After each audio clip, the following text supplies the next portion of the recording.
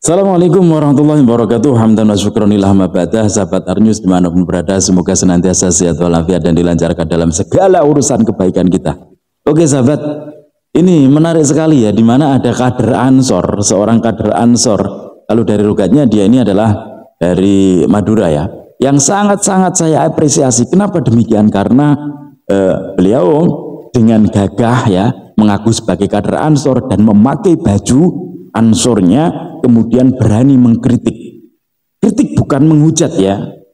Jadi sebagai kader harus berani menunjukkan, harus berani speak up. Kalau memang benar katakan benar, kalau tidak katakan tidak. Jadi kalau salah yuk katakan salah, wis gak usah wedi-wedi ngono lho. Ini saya menunggu kader-kader yang semacam ini, yang berani speak up semacam ini. Karena apa? Karena nanti yang speak up adalah dari orang-orang di luar NU, maka bisa dianggap adalah orang yang membenci NU. Akan tetapi kalau dari kader-kader yang ada di dalamnya NU, yang merupakan banum daripada NU, justru ini yang akan menjaga marwahnya NU gitu loh. Nanti kalau semacam saya terlalu speak up ini, nanti dibilangnya banyak komentar yang mengatakan saya ini anti dengan NU, saya bukan orang NU dan lain sebagainya. Yang saya inginkan adalah kader-kader yang jujur.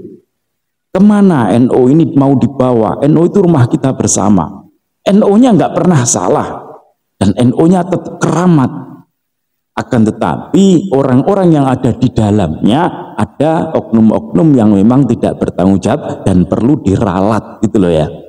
Oke, kita dengarkan dulu pernyataan daripada seorang kader Ansor yang patut kita acungi jempol. Saya sebenarnya secara pribadi mulai kemarin menahan diri untuk tidak berkomentar berkaitan dengan case ini. Namun kayaknya case ini dijadikan senjata oleh oknum-oknum tertentu atau pihak-pihak tertentu yang pengen menyudutkan marwah Nahdlatul Ulama untuk dijadikan senjata menyerang Nahdlatul Ulama baik secara umum maupun menyerang banum-banumnya Nahdlatul Ulama. Pun demikian secara pribadi sebenarnya hati saya juga miris melihat persoalan ini. Makanya kali ini saya memberanikan diri untuk berbicara. Sengaja saya pakai jas Ansor sebagai bentuk profesionalitas saya, seorang kader bersuara, kalau benar ya benar, kalau salah ya salah. Mantap. Pertama saya ingin mengomentari berkaitan dengan perilaku oknum ini. Menurut hemat saya, perilaku oknum ini cukup disayangkan. Mestinya ia mempertimbangkan sebelum menerima pinangan untuk menjadi komisaris di perusahaan penambang itu, dipertimbangkan terlebih dahulu, dikaji terlebih dahulu, mengingat dirinya ini adalah pengurus besar rumah besar Nahdlatul Ulama. Kedua, melekat pada dirinya oknum ini kan katanya kiai. Setelah saya profiling, seseorang ini ternyata pengurus MUI juga. Mestinya karena di dirinya melekat titel seorang kiai, ia punya wisdom, punya kebijaksanaan untuk mempertimbangkan banyak aspek sebelum menerima pinangan untuk menjadi dewan komisaris. Apakah kemudian perusahaan ini memberikan manfaat, bisa menjaga lingkungan dan lain sebagainya, mestinya kan dipertimbangkan itu. Nyatanya kayaknya orang ini hanya ya sudahlah, yang penting dia dapat cuan. Jangan-jangan dalam benak saya berpikir atau menduga, jangan-jangan oknum ini menjadikan rumah besar Nahdlatul Ulama semacam kail untuk mendapatkan keuntungan buat dirinya. Kalau saya justru tidak berhenti di situ. Jangan-jangan emang ada keterkaitan dengan yang lain sehingga dia ini mendapatkan izin atau bagaimana gitu kan. Tidak mungkin yang lain tidak mengetahui dari kepengurusan yang lain, atau memang ini sengaja sudah terstruktur dari beberapa oknum ya yang menunggangi di tubuh daripada PB gitu loh. Jadi ini yang mungkin nantinya semoga ada yang berani bersuara lagi ya dengan lantang. Untuk apa? Untuk menjaga marwah NU. Bukan untuk siapa-siapa. NU harus kita jaga bersama sebagai rumah besar kita. Oke, kita lanjutkan. Kedua, mestinya oknum ini juga mempelajari secara historical bagaimana kemudian Raja Ampat ini. Sepemahaman saya setelah saya baca beberapa referensi bahwa Raja Ampat ini, Pulau Raja Ampat ini pernah diambil kebijakan oleh almarhum Kiai Abdurrahman Wahid, mantan presiden kita, itu menjadi konservasi, dilindungi. Mestinya ia sekarang, karena sekarang oknum ini menjadi pengurus besar, menghormati dong keputusan seniornya lah bahasannya, atau sesepuh lah, sesepuhnya lah di organisasi ini. Tidak kemudian secara serta-merta menerima. Menurut hemat saya, jujur cukup disayangkan. Kok kesannya hanya melihat keuntungan aja? Mestinya ia mempunyai wisdom melihat dampak lingkungan dari eksploitasi di Raja Ampat. Mengingat Raja Ampat itu sudah dilindungi, konservasi alam itu, konservasi alam. Perlindungan itu diambil kebijakannya di zaman almarhum Kiai Abdurrahman Wahid, mantan Ketua Umum PBNU. Mestinya menghormati itu.